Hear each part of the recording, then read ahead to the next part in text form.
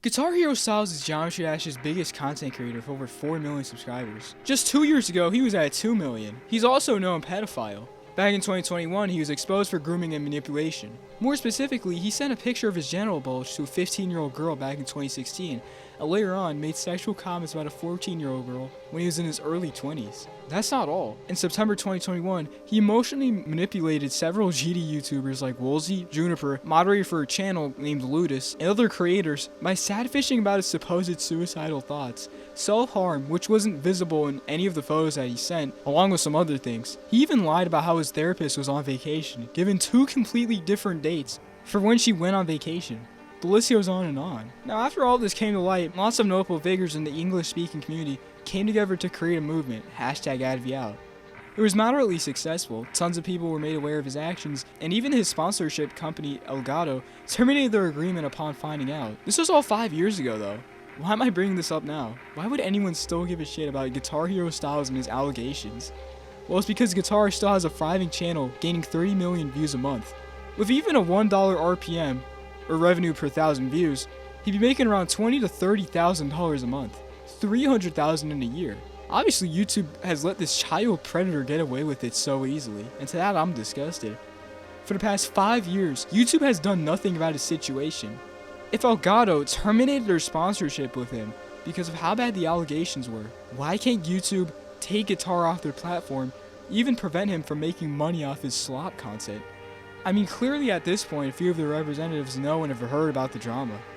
Now, there is a big reason why Guitar got away with it. You'll notice that a lot of his Spanish-speaking fans on Twitter seem to have no idea or just don't care about his allegations.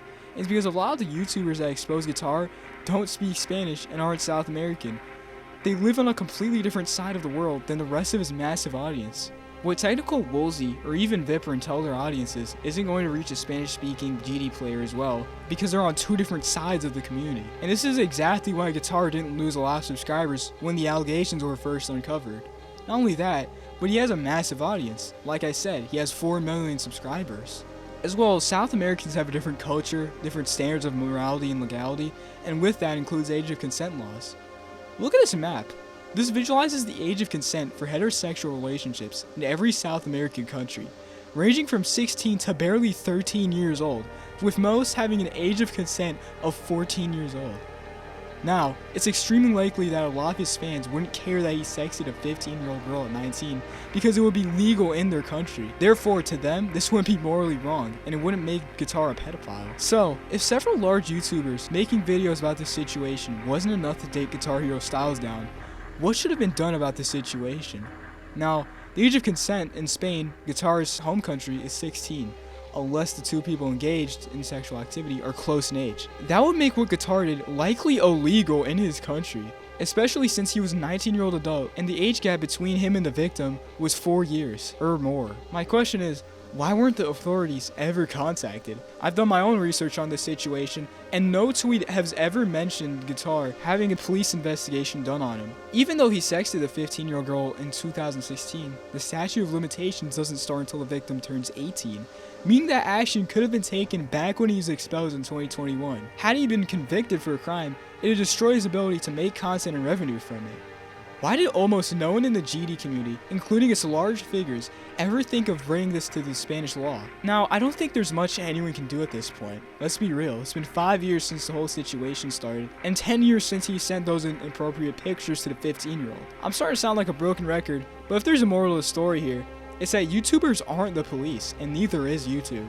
Making videos about pedophiles, 500-page Google Docs about them, and spamming Team YouTube on Twitter, which by the way is 99% run by bots that don't care about what you have to say, doesn't lead to pedophiles getting held accountable for their crimes. It's the authorities that have the power to do so, and information about these situations should be forwarded to them. I just hope that the GD community learns a little lesson from this whole situation, and when pedophiles are found guilty of potential crimes, they should be treated as such. That's all I have to say, and I believe that this is exactly why Guitar Hero Styles got away with it. If you haven't already, I'd really appreciate if you subscribed and liked the video, and I'll see y'all in the next one.